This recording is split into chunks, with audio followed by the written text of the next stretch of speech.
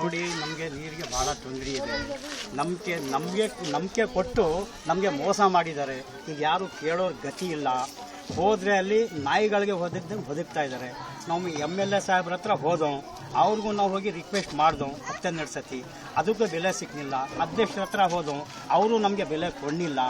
ಈಗ ಮುಂದಕ್ಕೆ ನಾವು ಏನು ಮಾಡಬೇಕು ಅಂದರೆ ಇದೇ ವ್ಯವಸ್ಥೆ ಮಾಡಿದ್ರೆ ಸರಿ ಅಂತ ನಾವು ವ್ಯವಸ್ಥೆ ಮಾಡ್ತಾ ಇದ್ದೀವಿ. ಬೀದಿನಲ್ಲಿ ಲೈಟ್ ಇಲ್ಲ, ಇಷ್ಟು ಬೀದಿಗೆ ಒಂದು ಸೋಲಾರ್ ಇಲ್ಲ. ಅಲ್ಲಿ ಒಂದು ತೊಂಬೆ ಕೊಳಿತಾ ಇದೆ, ಹುಳ ಸುರಿತಾ ಇದೆ. ಅಲ್ಲಿ ಕೇಳೋದೇ ಗತಿ ಇಲ್ಲ.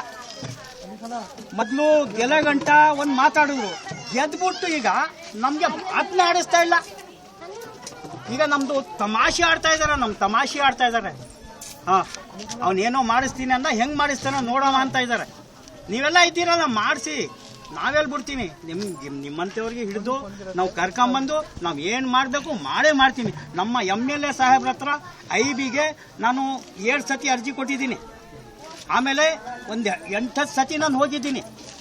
ಅವರು ಇಂಜಿನಿಯರ್ಗೆ ಫೋನ್ ಮಾಡ್ತಾರೆ, ಅವರು ನಾನು ಇವತ್ತು ಟೆಂಡರ್ ಹಾಕ್ತೀನಿ, ನಾಳೆ ಟೆಂಡರ್ ಹಾಕ್ತೀನಿ ಅಂತ ಹೇಳ್ತಾರೆ. ಈ ಅಧ್ಯಕ್ಷರ ಹತ್ರ ಹೋದರೆ, ನೋಡಪ್ಪ ನಾನೇನು ಮಾಡೋಕ್ಕೆ ಸಾಧ್ಯವಿಲ್ಲ, ಇದು MLA ಫಂಡಲ್ಲೇ ಹಾಕಬೇಕು, ನೀವು ಸ್ವಲ್ಪ ಸಮಾಧಾನ ಪಟ್ಕೊಂಡಿರಿ, ನಾನು ಹಾಕಿಸ್ತೀನಿ ಅಂತ ಇದ್ದಾರೆ. ಯಾವಾಗ ಹಾಕ್ಸೋದು? ಸತ್ ಮೇಲೆನಾ?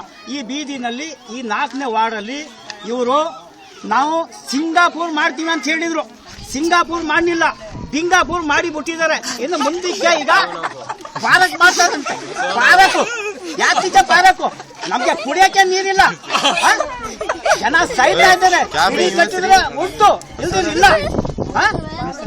ನನ್ನ ಹೆಸರು ಅಬ್ದುಲ್ ವಾಹಿದ್ ಅಂತ, ಅಬ್ದುಲ್ ಖಾದರ್ ಸಾಹೇಬ್ರ ಮಗ ಅಬ್ದುಲ್ ವಾಹಿದ್ ಅಂತ. ತಲೆ ನೋಡಿ ಹೆಂಗಿದೆ.